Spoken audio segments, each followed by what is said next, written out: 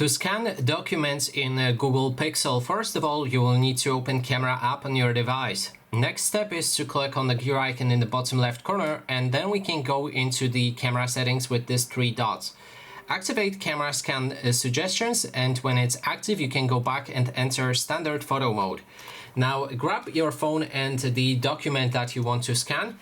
In this case, I'm gonna go for these instructions right here. You won't be able to see the full screen, fully automated mode where I show you the scanned document, but when your phone catches entire frame of the document, you should see a pop-up scan document right here, and then you'll be able to scan it. So I will just show you the after effect when I scan this book.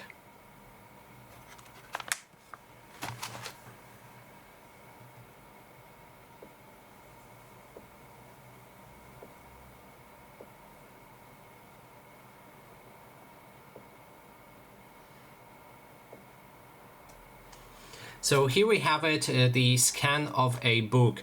So as I said, you just need to press on a button when the document is detected and then take a photo of it. And that is basically everything. Thanks so much for watching.